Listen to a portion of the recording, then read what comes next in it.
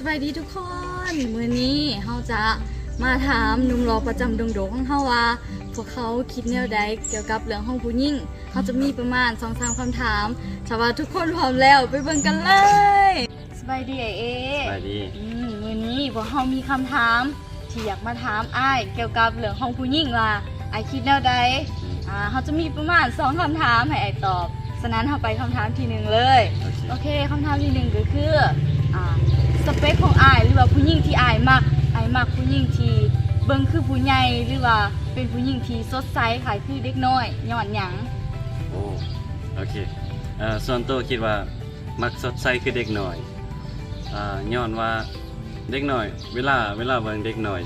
แบบว่ามันสดใสแล้วก็เบิ่งบ่น่าเบื่อแล้วก็เขาจะเป็นตาฮักเป็นตาแพงดีแล้วก็อีกอย่างหนึ่งคือเด็กน้อยบ่จริงจังเกินไปคือผู้ใหญ่โอเคเราจะมาถามคำถามที่2กันเลยคำถามที่2ก็คือว่าผู้หญิงนิสัยแบบใดที่ไอเห็นแล้วก็รู้สึกว่าตกหลุมรักเขาเจ้าเลยหั่นน่ะเป็นผู้หญิงนิสัยแบบใดโอเคคิดว่าเป็นผู้หญิงที่ลาเริงเป็นคนยิ้มง่ายเวลาส่วนตัวรู้สึกว่าเวลาเห็นผู้หญิงที่แบบเป็นคนลาเริงแล้วก็สดใสแล้วก็ยิ้มง่ายรู้สึกว่าเวลาเห็นแล้วรู้สึกตกหลุมรักเลยเพราะว่าเวลาอยู่กับเขาเจ้าเราเฮ็ดให้แบบรู้สึกสบายใจแสดงว่าเป็นคนที่ลาเริงและเฮ็ดให้แม่นใจละลายเลยทุกคนแม่นโอเคไอชีทองมื้อนี้เรามีคำถามที่อยากมาถามอ้ายก็คือถ้าสมมุติว่าคืนนี้อ้ายจะไปดองแล้วก็แฟนอ้ายแต่งหน้า2 ชั่วโมงอ้ายจะรอท่าหรือว่าอ้ายจะไปก่อนย้อนหยังสำหรับอ้ายนะอ้ายจะรอท่าก่อนเนาะเพราะว่าแฟนเนาะเป็นคนที่สำคัญในหัวใจเนาะเพราะว่าไปใส่กับไปน้ำกันได้เนาะเพราะว่าเราเป็นคนที่ให้ความอบอุ่นและให้ความซื่อสัตย์และให้ความจริงใจกับเราเสมอนะหวานแท้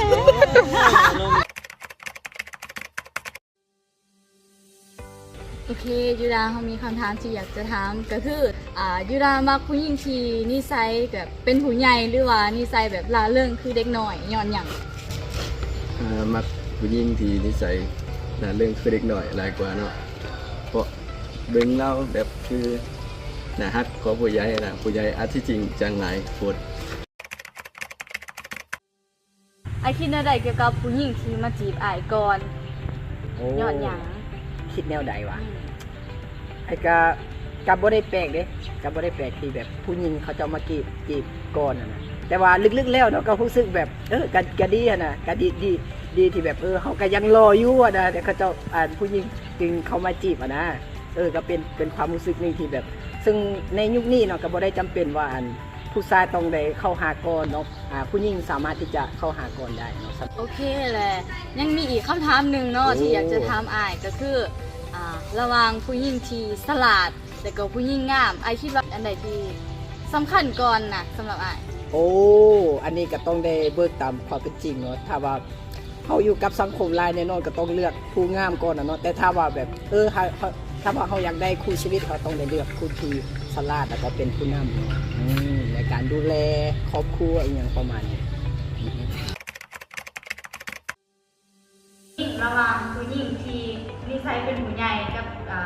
นิสัยเป็นเด็กน้อยแบบละเรื่องอายแบบมักผู้หญิงประเภทแบบใดย้อนหยังสำหรับตัวมักผู้หญิงแบบเป็นผู้ใหญ่หลายกว่าเพราะว่าจะมีความเป็นผู้นำสามารถใช้นำพากับนำกันได้สิ่งเติมเต็มกันได้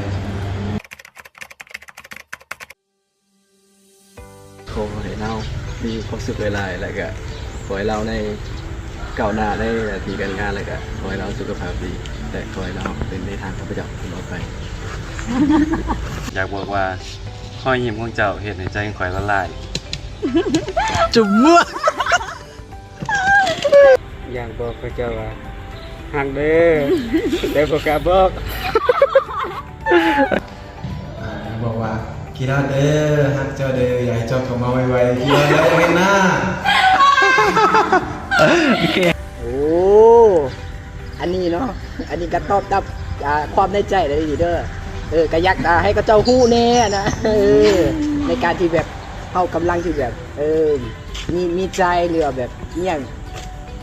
แบบประมาณที่แบบเฮาอยากแสดงออกนะให้สังเกตเฮาแน่สังเกตผู้ชายแน่เนาะถ้าว่าผู้ชายคนใดที่แบบรู้สึกดีเนาะกำลังมักอาจจะแสดงออกโดยการกระท